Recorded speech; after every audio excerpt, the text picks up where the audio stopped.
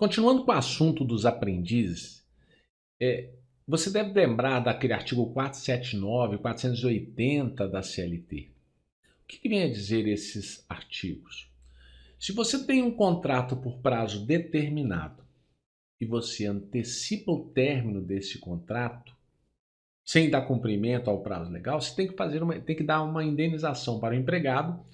E se o empregado que terminar, ele tem que indenizar o empregador dos prejuízos que causou. Está no 479, 480, nós vamos fazer a leitura dele para você lembrar. Mas o que eu estou te dizendo? Que o contrato de aprendiz é um contrato por prazo determinado também, de 2 anos. Nós vimos isso no bloco anterior. Salvo, é lógico, se for pessoa com deficiência que não tem essa limitação. Agora, essa multa do 479 e a multa do 480 não se aplica ao aprendiz. Não se aplica ao contrato de aprendizagem. É isso mesmo. Olha aqui. A indenização do 479 e do 480 da CLT não se aplica ao contrato de aprendizagem. Não se aplica. Ou seja, tanto o empregador quanto o aprendiz não estão obrigados a pagar a indenização em razão do término antecipado do contrato. E qual que é? Olha lá o artigo 479 da CLT. Nos contratos que tenham termo estipulado, então tem um prazo, o empregador que sem justa causa despedir o empregado será obrigado a pagar-lhe a título de indenização e por metade a remuneração a que teria direito até o término do contrato. Exemplo, você contratou o empregado, salário de R$2.000 por mês, por prazo determinado. Você fez um contrato por prazo determinado de 3 meses. Contrato de experiência. E não tem aquela cláusula de rescisão recíproca. Então, não tem aquela cláusula do 481. Depois eu vou falar do 481. 3 meses. Com 1 mês e meio, com 2 meses, você viu que não dá para ele ficar. Então, faltava 1 mês, que equivale a R$2.000. Se você mandá-lo embora sem justa causa, com 2 meses, você vai indenizar 2.000? Não, você vai indenizar metade. Você vai indenizar R$1.000. É isso que está dizendo o artigo. Olha aqui para vocês verem.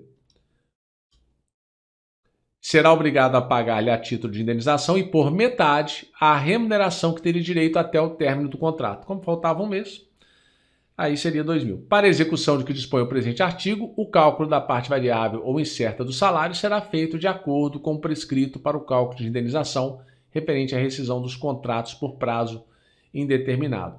Aqui é quando nós temos salário variável, recebe comissão e tudo. Agora olha o 480. Aqui foi o empregador dispensou sem justa causa. Agora, havendo o término estipulado do empregado, não se poderá desligar do contrato sem justa causa, sob pena de ser obrigado a indenizar o empregador. E aqui vem um detalhe importantíssimo. Qual que é a indenização que o empregado faz ao empregador? Vai indenizar dos prejuízos que desse fato lhe resultarem. Então o empregador vai ter que demonstrar que houve prejuízo. Olha a diferença que muita gente erra isso aqui.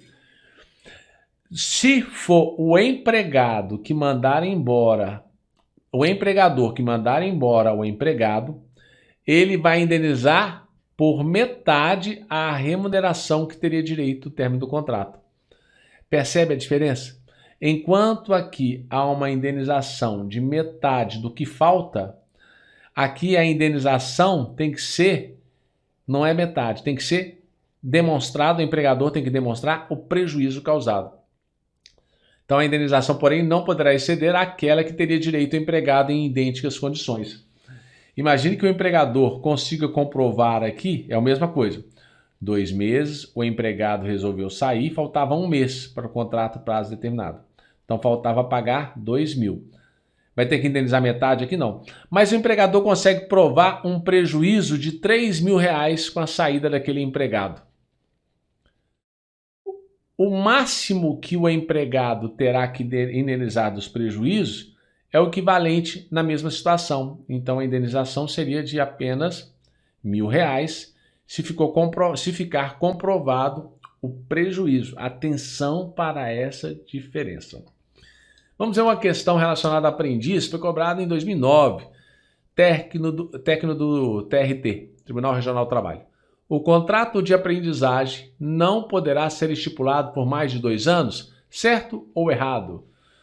Muito bem, você deve ter marcado errado. Aqui faltou um R, porque é errado. Por que está errado? Porque as pessoas com deficiências, não existe essa limitação. Então, esse limite de 2 anos não se aplica ao aprendiz portador de deficiência. Férias dos aprendizes. Vamos falar então agora das férias dos aprendizes. Olha o que diz aqui. As férias do aprendiz devem coincidir preferencialmente com o período de férias escolares, sendo que o período de férias deve ser estabelecido no programa de aprendizagem e observado pelo empregador. Então, as férias aqui, tranquilo. Descumprimento das condições especiais para a contratação do aprendiz, nós temos aí o decreto 5.598 de 2005. O descumprimento das disposições legais regulamentares importará a nulidade do contrato de aprendizagem nos termos do artigo 9º da CLT. Se o empregador não observar os requisitos, a obrigatoriedade, a legislação, haverá nulidade. Estabelecendo-se com isso, qualquer consequência, vínculo empregatício diretamente com o empregador, responsável pelo cumprimento da cota de aprendizagem. O disposto no caput não se aplica quanto ao vínculo à pessoa jurídica de direito público. E por que não se aplica? Porque para o direito público, para ele se transformar, imagine que uma administração pública contrata equivocadamente um aprendiz. Não vai gerar vínculo com a administração pública porque é necessário concurso público, está lá no artigo 37 da Constituição Federal. Mas se for um empregador normal, um empregador que não é entidade pública, vai ter vínculo empregatício direto com esse empregador. Olha lá o que diz quando nós falamos de empregado público. Como condição para admissão deverá ser aprovado em concurso público. E a regra geral está lá no artigo 41, garantirá estabilidade apenas ao detentor de cargo público, que são os servidores públicos estatutários. Dessa forma, a estabilidade não se estende aos detentores de emprego público, chamados de seletistas.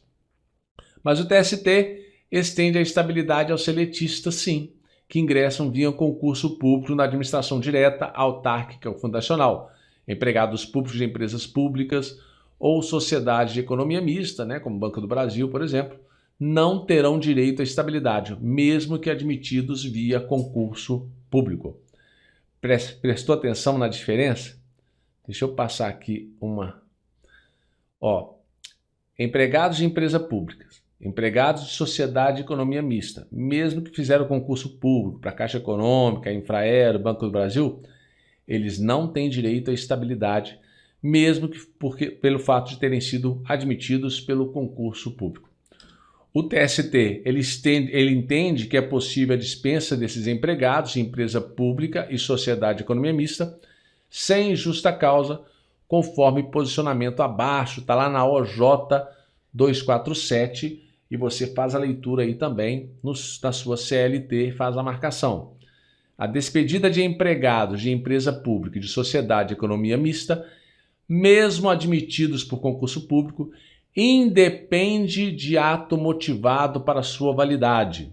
E o 2, a validade do ato de despedida do empregado de empresa brasileira de Correios e Telégrafos é diferente. Aqui é uma observação. A de empresas de Correios e Telégrafos está condicionada à motivação. Empresa pública que, regra geral, e sociedade de economia mista, não precisa de motivação. Qual é a exceção? Correios. Precisa de motivação por gozar a empresa do mesmo tratamento destinado à fazenda pública em relação à imunidade tributária e à execução por precatório, além das prerrogativas de foro, prazos e custas processuais. O Correio é uma exceção. Correios é uma empresa pública e, mesmo sendo empresa pública, tem que motivar. Diferente da Caixa Econômica Federal, que é uma empresa pública, e não necessita de motivação para dispensar esse empregado. Por curiosidade, presidiário que trabalha, ele tem vínculo empregatício com o Estado? Claro que não. A Lei de Execuções Penais não previu isto. Olha, presidiário que trabalha no estabelecimento prisional visando a remissão de pena, redução da pena proporcional aos dias trabalhados, não tem vínculo empregatício com o Estado nos termos do artigo 28 da Lei de Execuções Penais. Presidiário não é empregado. Isso é uma curiosidade que eu trouxe aqui, que a questão do presidiário não é cobrado muito em prova, mas agora você já tem esse conhecimento. Terminamos mais um bloco curtinho. Próxima aula, outros assuntos para a sua prova. Bons estudos!